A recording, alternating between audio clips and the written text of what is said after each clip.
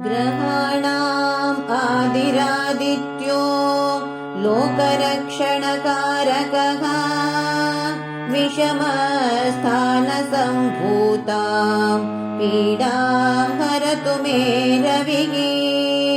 रोहिणीश सुधामूर्ति सुधागात्र सुधाशनः विषमस्थानसम्भूताम् पीडां हरतु मे विधुः।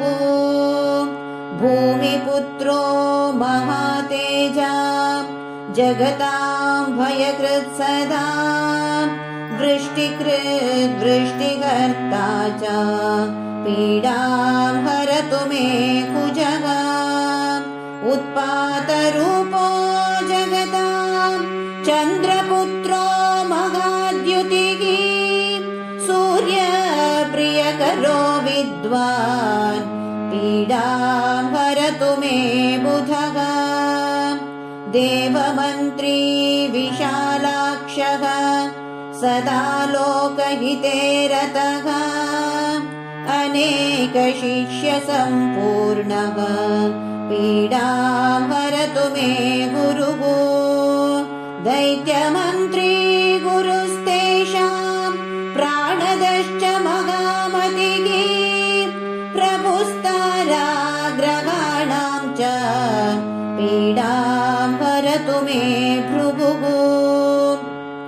सूर्यपुत्रो दीर्घदेहो विशालाक्ष शिवप्रियः दीर्घचार प्रसन्नात्मा पीडां हरतु मे शनिः।